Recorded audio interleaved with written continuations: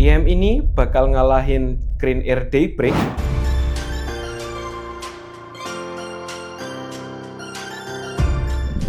Selamat datang di Sekedar Review di channel Ncast. Pada kesempatan kali ini kita mau bahas brand yang belum masuk ke Indonesia. Brand ini berasal dari Korea.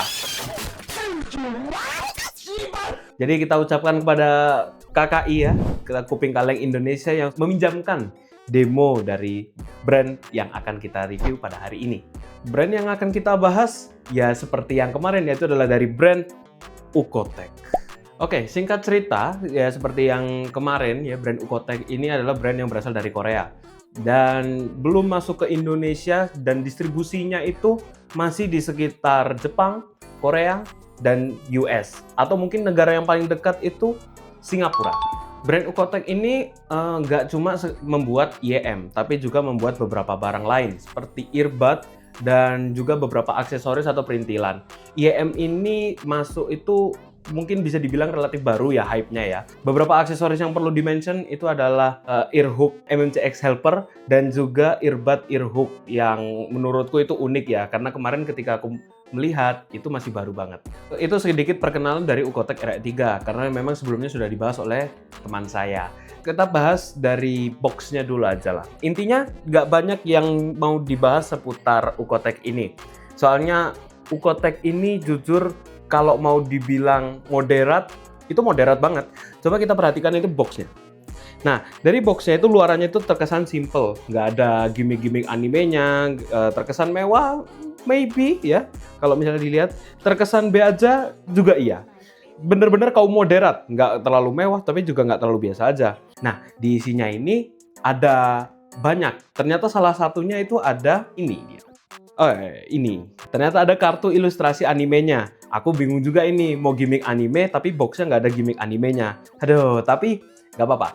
Kita coba lihat isi boxnya yang lain. Jadi Ukkotek RE3 ini juga include pouch ya, yang berbahan kain. Cukup berani, di mana produk-produk lain itu lebih ke bahan yang lebih mewah. Biasanya seperti Moondrop Cadence ini menggunakan bahan kulit sintetis. Tapi kalau Ukkotek ini justru memberikan feel yang lebih comfy ya. Walaupun dia bahannya kain, tapi feel-nya itu lebih comfy. Nah, selain pouch, ya, kita juga dapat ear tip. Kabel 4,4, adaptor 3,5, adaptor 3,5 yang mungkin agak melenceng kalau dibilang lebih praktis karena dia tebel dan panjang. Jadi kalau misalnya dimasukkan kantong itu jadi kerasa kurang fleksibel aja. Jadi kayak takut patah atau gimana gitu ya. Tapi kabelnya overall oke sih. Overall oke. Dia menggunakan jack 4,4 dengan bahan OCC 6N silver plated cable.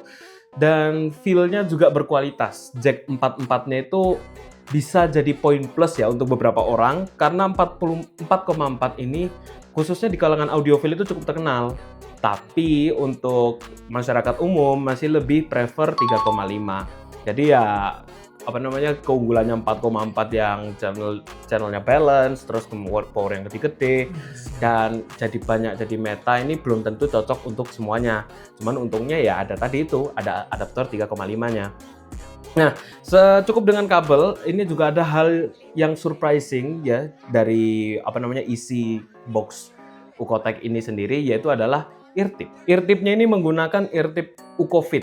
Bentuknya itu mungkin kayak biasa aja, tapi walaupun dari luar tapi kelihatannya itu kayak gampang nguning, longgar, terkesan murah. Tapi kalau sudah masuk kuping itu, rasanya itu benar lembut. Kalau misalnya dibilang lembut itu agak terlalu exaggerating, lebih ke arah bouncy dan elastis. Nah, tadi kita udah bahas perintilan dan isi dari box Ukkotek itu. Nah, tapi gimana sih kalau dengan fitur-fitur atau istilahnya perintilan sebanyak itu, gimana tonalnya? Nah, tapi sebelum kita masuk ke tonal, kita bakal bahas dulu seputar drivernya. Dari segi looks, dari segi spesifikasinya, kita akan bahas dulu. RE3 Pro ini mengingatkanku ke tint Hi-Fi C2. Di video sebelumnya itu housingnya menggunakan aluminium dengan dekorasi sekrup ya, ada 3 sekrup juga di sininya itu, dan juga menggunakan dual pin, jadi lebih universal lah dibandingkan dengan RE1 dan RE2 karena yang menggunakan MMCX, sedangkan ini pakai dual pin. Untuk drivernya itu pakai dual magnet, dual cavity 10 mm dynamic driver dengan bahannya yang sama seperti di RE1 Pro, yaitu dengan menggunakan CNT diaphragm. CNT sendiri itu bahannya itu sangat ringan tapi sangat kaku. Dengan impedance 30 ohm, ini pastinya cukup ringan dan mudah untuk di-drive. Nah, sekian dari spesifikasi dan tampak luar dari RE3 Pro. Mari kita bahas tentang tonalnya. Dari informasi yang aku dapat di websitenya, RE3 Pro ini ditarget untuk bisa tonal balance. Dan menurutku berhasil mendapatkan vokal yang sweet, treble yang extend, bass yang punchy. Kurang apa coba itu? Buat bass head ya, walaupun nggak bass head tapi masih masuk. Nah, tapi mari kita coba breakdown satu-satu. Nah, seperti biasa, seperti video-video kemarin, kita akan menggunakan perbandingan IEM yang mungkin semua orang sendiri itu udah punya ya, yaitu adalah Kinera Celeste Wyvern White.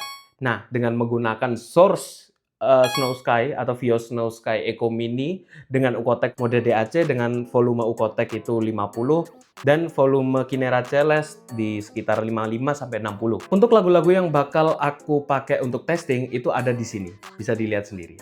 Nah, yang pertama kali kita bahas adalah seperti biasa. Banyak yang tahu kalau gimana sih tekstur Kinera Celeste Wyvern White. Mungkin udah banyak yang tahu ya. Bassnya itu teksturnya itu punchy, punya decay yang bagus, dengan tekstur yang menurutku agak muffled sedikit.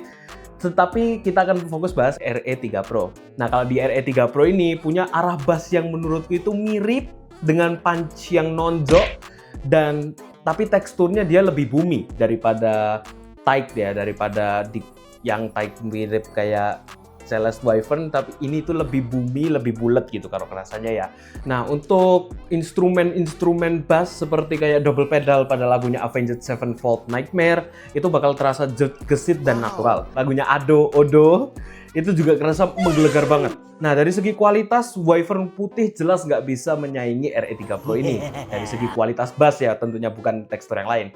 Dari segi tekstur, kualitas, dan kuantitas bassnya menurutku masih lebih punchy, masih lebih timbrenya masih lebih bagus, dan juga lebih kerasa, lebih deep, lebih terisi, lebih berbobot di RE3 Pro. Overall skornya aku kasih 10/10 karena punya timbre yang natural, nggak terlalu over ngebass banget sampai dark, tapi masih terasa warm dan punch-nya itu masih bagus. Yang kedua yang kita bahas adalah mid. Untuk mid itu RE3 Pro itu lebih terasa present dan nggak muddy. Posisi untuk vokalnya itu sedikit lebih maju dibandingkan dengan Wyvern putih. Timbrenya itu lebih ke musikal ya daripada vokal, dan balance antara instrumental dan vokalnya itu benar-benar on point. Nah, untuk instrumennya dari gitar, piano, violin itu biola ya, itu terasa clear dan jelas. Kualitas dan kuantitas mid macam ini itu bakal cocok dikasih berbagai macam lagu. Skornya, kalau menurutku ya, skornya itu dibandingkan dengan Wyvern White itu masih 9,9/10. Nah, pertanyaannya kenapa nggak 10/10? Nah, karena untuk vokal cewek, khususnya untuk aku sendiri di beberapa lagu itu bakal terasa sedikit banget lebih nyaring dan sibilance, dan kalau misalnya diturunin dikit aja itu bakal lebih bagus. Jadi kenapa nggak aku kasih 10/10 walaupun aku bilang bagus? Ya karena itu tadi itu, terlalu nyaring, terlalu sibilance, sedikit banget gitu. Tapi di gap ini, itu Wyvern putih itu bisa ngisi, bisa nge-fill gapnya. Bakal terasa lebih nyaman untuk dipakai lama-lama tanpa ngerasa fatigue atau sakit lah intinya. Ketiga, treble. Nah, ini nih yang spesial dari Ucotec RE3 Pro. Mari kita bandingkan dengan Wyvern putih. Treble dari RE3 Pro ini terasa lepas banget, extended, sparkling, airy, jadi bener-bener buat treble head ini bakal aku langsung suka, karena memang aku lebih suka treble. Berbeda dengan Wyvern White yang notabene-nya itu justru malah terasa lebih dark, hampir ke dark. Jadi RE3 Pro ini bakal cocok buat lagu-lagu yang gesit ya dibandingkan dengan Wyvern putih. Misalnya lagu-lagu gesit itu kayak gimana? Lagu-lagunya pop idol Jepang, atau lagu-lagunya rock kayak lagu-lagunya Mbak Lisa, atau lagu-lagu anime, itu bakal lebih kerasa wah gitu loh, intinya seperti itu. Kalau buat aku, treble-nya ini skornya 10/10. Treble-nya bright, sparkling, dan saya suka. Saya suka kok. Yang keempat yaitu adalah teknikalitas. Teknikalitas untuk single DD menurutku untuk RE3 Pro ini 9/10. Punya soundstage yang cukup luas, meskipun menurutku masih belum sebagus atau seluas IE200. Tapi kalau dibanding sama Wyvern putih gimana? Oh jelas kalah jauh, udah Wyvern putih buang aja dulu untuk sementara ini. Tapi ya aku nggak mau nge-bashing terlalu banyak di Wyvern putih karena menurutku sendiri Wyvern putih masih oke. Tapi memang RE3 ini benar-benar sangat excel dan ya namanya juga beda harga ya, kayak gitu. Nah, tapi untuk imaging dari RE3 Pro ini masih ya pastinya lebih bagus dari Wyvern, tapi kalau dibilang wah banget kurang. Karena di harganya aku masih bisa nemu IEM lain dengan imaging yang lebih bagus daripada RE3 Pro ini. Kurang lebih ya breakdown dari RE3 Pro itu, mulai dari tonal, perintilan, dan teknikalitas. Nah, dari awal itu kan aku tadi sempat bilang tuh, IEM ini bisa ngalahin Daybreak. Itu jujur agak clickbait, cuma supaya nggak clickbait banget, aku jelasin sedikit aja lah ya, sedikit aja seputar perbandingannya dengan Green Ear Daybreak. Ada 3 alasan kenapa kok aku bilang RE3 Pro bisa lebih bagus daripada Daybreak. Yang pertama adalah dari segi perintilan. Meskipun ya kabelnya itu cuma 4,4 dan nggak interchangeable kayak Green Ear Daybreak, tapi dia dapat ear tips Ucofit yang lembut dan jujur lebih ngepas di aku daripada ear tips bawaan Green Ear Daybreak. Terus yang kedua, itu juga dapat pouch yang lebih praktis dan lebih nyaman aja aku ngelihatnya daripada Green Ear Daybreak. Lebih comfortable dan lebih praktis untuk dibawa-bawa. Yang ketiga, walaupun cuma 4,4, tapi dia dapat adapter ke 3,5. Jadi ya masih bisa dipakai untuk 3,5-nya. Dan dapat kartu ilustrasi anime yang nggak didapatkan di Green Ear Daybreak. Kedua, dari segi housing, driver, dan estetika. Meskipun drivernya itu cuma single DD ya, tapi cukup untuk bisa memberikan timbre yang bagus. Dari segi estetika pun housing drivernya juga menurutku bagus. Kalau Green Ear Daybreak itu bisa dibilang sedikit lebih mewah, tapi RE3 Pro ini feel-nya lebih ke nyaman daripada mewah ya. Dan kadang hal-hal yang nyaman itu bisa mengalahkan hal-hal yang mewah. Dan karena housingnya single DD juga, kalau misalnya di kuping bakal terasa lebih tipis, nggak tebel banget. Jadi lebih cocok kalau misalnya dipakai buat tiduran. Ketiga adalah tonal. Nah kalau ini jatuhnya preferensi ya. Kalau aku sendiri, aku suka tonal itu yang lebih natural, balance. Jadi bassnya punchy, treble-nya extend, mid-nya itu sweet. Meskipun menurutku tuningan Daybreak itu bakal cocok buat yang kebanyakan orang ya yang biasanya lebih treble sensitif, tapi kalau buat aku treble-nya bakal kerasa kurang extend dan juga mid-nya pun kurang sweet dan berbobot. Meskipun detailnya bakal kerasa lebih bagus untuk Green Ear Daybreak karena memang dia 5 driver, sedangkan ini cuma RE3 Pro cuma single driver.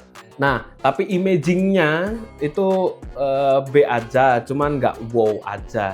Yang jatuhnya intinya RE3 Pro dan Daybreak ini kalau dari segi tonal itu lebih ke preferensi aja sih. Nah, pada intinya saya suka RE3 Pro. Dan di harganya menurutku worth it untuk dibeli. Nah, itu aja deh. Sekian dari yang bisa aku jelaskan seputar RE3 Pro. Dari pengalamanku ini ya, ini semuanya subjektif dari pengalamanku. Jangan lupa cek Kuping Kaleng Indonesia kalau misalnya kalian tertarik dengan RE3 Pro atau misalnya barang-barang yang belum masuk ke Indonesia, bolehlah tanya-tanya, linknya sudah saya siapkan di deskripsi. Nah, kalau kalian tertarik juga dengan video ini, jangan lupa tinggalkan like dan subscribe ya, agar tidak ketinggalan video-video kami selanjutnya. Follow juga akun sosmed kami, semuanya ada di deskripsi ya, sudah saya tuliskan semua di deskripsi. Kalau misalnya ada request atau IEM yang mau dibahas atau komen-komenan, silakan berkomentar di bawah. Terakhir, sampai jumpa di next video. Bye-bye.